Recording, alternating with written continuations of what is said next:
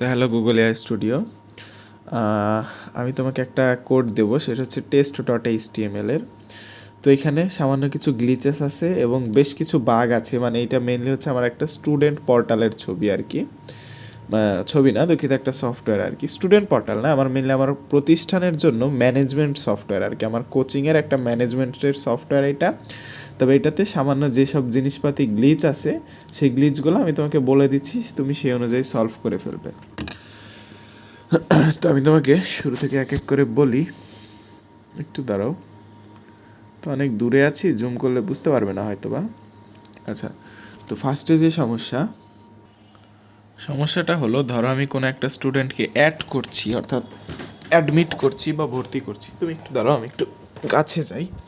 হ্যাঁ, ধরো আমি কোনো একটা স্টুডেন্টকে ভর্তি করছি। ফোকাস কেন হচ্ছে না? ধরো একটা কোনো স্টুডেন্টকে আমি ভর্তি করছি, তার ডিফল্ট ফি হলো 1500 টাকা, কিন্তু আমি ধরো তার থেকে 1000 নিচ্ছি প্রদত্ত টাকা, আর বাকি 500 টাকা সে ডিউ রাখছে, ভবিষ্যতে আমাকে দেবে।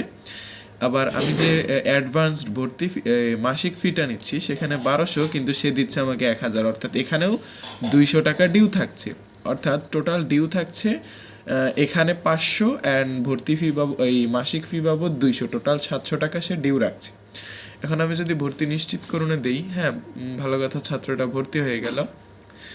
বাট যে সমস্যাটা আমি ফেস করছি সেটা হচ্ছে, ধরো আমি ভবিষ্যতে পেমেন্ট সেকশনে গেলাম, পেমেন্ট সেকশনে গিয়ে একটু রিফ্রেশ দিই আমি।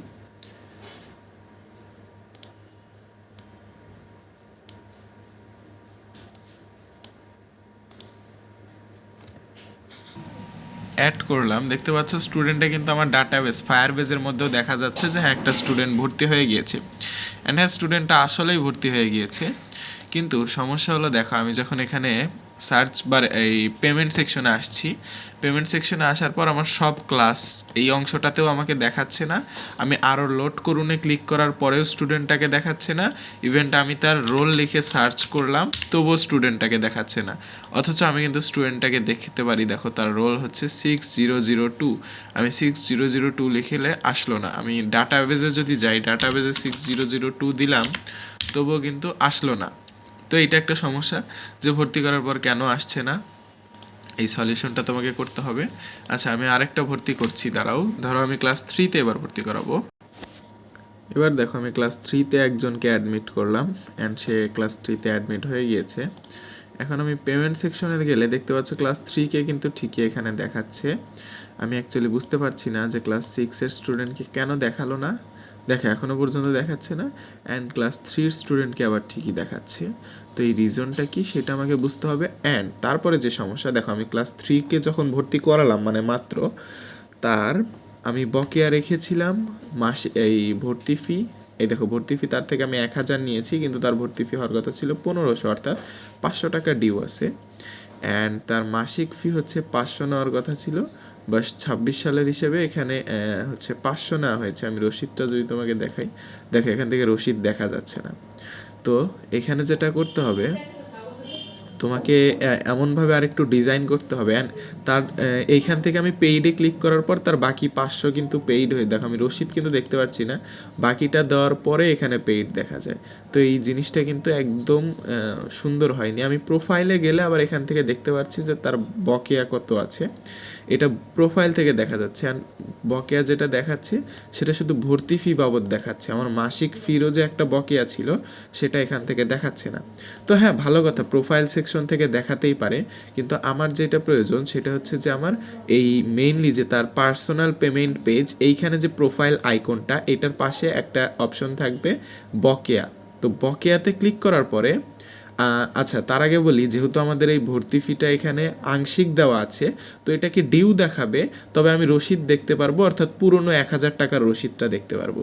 ঠিক সেইভাবেই এখানকার আমার যে মাসিক ফিটা দেওয়া আছে জানুয়ারি মাসের অ্যাডভান্স, কিন্তু আংশিক দেওয়া আছে, আংশিক দেওয়ার কারণে এটাকেও ডিউ দেখাবে, তবে আমি রসিদটা দেখতে পারবো, মানে পুরাতন অর্ধেক টাকা দেওয়ার রসিদটা দেখতে পারবো। আর আমি হচ্ছে মেইনলি যেটা করতে পারবো, এখানে ডিউ বাটন থাকবে, সেই ডিউ বাটনে ক্লিক করার পর আমি দেখতে পারবো যে আমার ভর্তি ফি টোটাল 1500, সে দিয়েছিল এত, অ্যান্ড হচ্ছে পুরনো রসিদও দেখতে পারবো চাইলে, অ্যান্ড হচ্ছে যে এখনও পর্যন্ত আমরা কত পাচ্ছি সেটা দেখতে পারবো, যে ভর্তি ফি বাবদ এখনও 500 টাকা পাচ্ছি বা 300 টাকা পাচ্ছি বা যেটাই পাই। তো সেই টাকাটার পাশে আবার পেইড দেওয়া থাকবে, আমি ওই পেইডে ক্লিক করলে শুধুমাত্র ওই বকেয়া অংশটা নতুন করে পেইড হবে, অ্যান্ড একটা রসিদ বের হয়ে আসবে যে বকেয়া এত টাকা পেইড হলো, অ্যান্ড তখন এই ভর্তি ফি টোটালটাই এই পেইড হয়ে যাবে আর ডিউ থাকবে না। অনুরূপভাবে ওই বকেয়া সেকশনে এই বাটনের পাশে যে বকেয়া সেকশন, তার ভিতরে গেলে আমরা দেখতে পারবো যে তার অ্যাকচুয়ালি মাসিক ফি কত বাকি আছে, কোন মাসের বাবদ কত টাকা দেওয়া হয়েছিল, অ্যান্ড বাকি কতটুকু আছে সেটা চাইলে ওইখান থেকে আমরা সিলেক্ট করতে পারবো। অ্যান্ড পাশে যদি 200 টাকা বকেয়া থেকে থাকে ওই মাসের, আমরা ওখানে পেইড করার পর বাকি 200 টাকা ওখান থেকে নিয়ে নিতে পারবো, তখন মান্থটা ফুললি পেইড হয়ে যাবে। তো এইরকম সিস্টেম তোমাকে করতে হবে। পাশাপাশি প্রোফাইল সেকশনে একটা ডিলিট বাটন রাখতে হবে, এই যে এটা অ্যাডমিন মোডে অনলি ভিজিবল থাকবে, অ্যান্ড প্রোফাইল সেকশন থেকে যাতে স্টুডেন্টকে ডিলিট করে ফেলা যায় এই জন্য এখানে একটা এরকম সেকশন থাকবে। তো আপাতত এই জিনিসগুলো কাস্টমাইজেশন করো, অ্যান্ড ড্যাশবোর্ডে যেন তথ্যগুলো খুব সঠিকভাবে দেখায়, নিখুঁতভাবে দেখায়, প্রত্যেক মাসের কি কি হিসাব দেখানো উচিত সেই অনুযায়ী যাইতে পারফেক্ট হিসাব দেখায়, এই জিনিসটা ড্যাশবোর্ডটা তুমি একটু অ্যানালাইসিস করে এনশিওর করবা, অ্যান্ড বাদ বাকি এই ইস্যুগুলো তুমি সলভ করে ফেলো, তাহলে আমার মোটামুটি অ্যাডমিন মানে ম্যানেজমেন্ট পোর্টালটা প্রপারলি ওয়ার্কেবল হয়ে যাবে।